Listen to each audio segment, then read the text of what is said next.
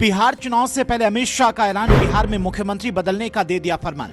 मोदी शाह का नीतीश कुमार पर तगड़ा दांव। जी हां, ये तो सभी जानते कि विरोधियों से 4 कदम आगे का प्लान पहले से बनाकर शाह रखते हैं। वक्फ बोर्ड बिल पर जब अपनी पार्टी में घिर गए नीतीश कुमार, एक के बाद एक मुस्लिम नेताओं के इस्तीफे की लाइन लग गई थी। संकट में थे नीतीश कुमार, तभी दिल्ली से अमित शाह ने प्लान बनाया और पूरी कहानी बदल गई। लेकिन जो नीतीश कुमार कभी मोदी की जगह खुद प्रधानमंत्री बनना चाहते थे, क्या वो उप प्रधानमंत्री बनेंगे और ऐसा फैसला क्यों लेंगे? नीतीश कुमार दिल्ली जा रहे हैं तो फिर बिहार का नया मुख्यमंत्री कौन बनने जा रहा है और शाह का फेवरेट बिहारी बाबू कौन है? सब कुछ इस खबर में आपको बताते हैं। लेकिन सबसे पहले आपको बताते हैं कि आखिर नीतीश कुमार को उप प्रधानमंत्री बनाए जाने का प्लान कैसे निकल कर बाहर आया। दरअसल वक्फ संशोधन बिल के बाद जिस तरह से बिहार में बवाल मचा हुआ है, जेडीयू में इस्तीफे पर इस्तीफे गिर रहे हैं, क्या यही वजह थी या फिर तेजस्वी यादव का दबाव काम आया? नीतीश कुमार को उप प्रधानमंत्री बनाए जाने का खुलासा प्रधानमंत्री मोदी के खास और पूर्व केंद्रीय मंत्री अश्विनी चौबे ने किया है।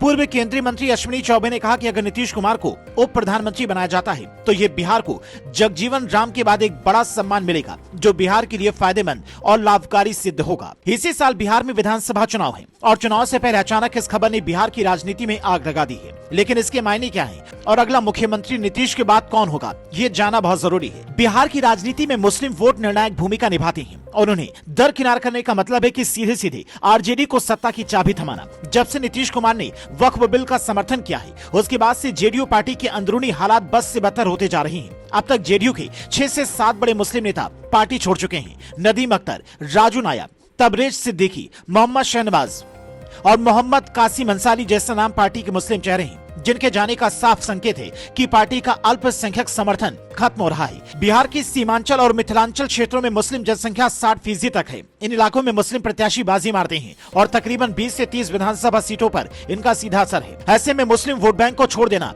आत्मघाती साबित हो सकता है। भागलपुर, सीवान, गोपालगंज और बेगूसराय जिलों में भी मुस्लिम वोट गेम चेंजर साबित होते हैं। 2004 में जेडीयू से 4, 2010 में 7 और 2015 में 5 मुस्लिम विधायक चुने गए थे। लेकिन इस बार ऐसा होता दिखाई नहीं दे रहा है। इसकी एक वजह तेजस्वी यादव भी है, क्योंकि चुनाव से पहले तेजस्वी यादव ने ऐलान कर दिया है कि अगर उनकी सरकार बनी तो बिहार में ये बिल लागू नहीं होने देंगे। हालांकि उनके बस में नहीं है, लेकिन वोट बैंक के उनके इस बयान से गुमराह हो सकता है। बिहार विधानसभा चुनाव में वक्त बहुत कम है। शायद इसीलिए शाह ने नीतीश कुमार को उप प्रधानमंत्री बनाए जाने वाला प्लान तैयार किया है। पिछले कुछ महीने में जब मोदी नीतीश कुमार की मुलाकात हुई, तब नीतीश कुमार मोदी के पैर छूते हुए दिखाई दिए। इसे देखकर भी लगता है कि नीतीश कुमार अब मोदी को खुद से बड़ा मान चुके हैं। दूसरी एक सबसे बड़ी वजह यह है कि नीतीश कुमार अब अपने बेटे को बिहार में लॉन्च करना चाहते हैं। दावा किया जा रहा है कि नीतीश को दिल्ली भेजकर चिराग को सीएम बनाया जा सकता है और चुनाव होने के बाद बिहार की राजनीति में लालू यादव के बेटे तेज प्रताप और तेजस्वी यादव को जवाब देने के लिए चिराग पासवान और नीतीश कुमार के बेटे निशांत कुमार को टक्कर देने के लिए तैयार किया जा रहा है। पूर्व केंद्रीय मंत्री अश्विनी चौबे ने गलती से सही, लेकिन नीतीश कुमार को उप प्रधानमंत्री बनाने का खुलासा कर दिया है और इस खुलासे के बाद से ही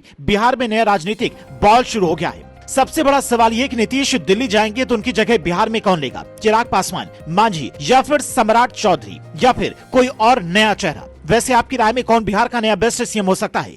अपनी राय कमेंट बॉक्स में साझा करें। धन्यवाद।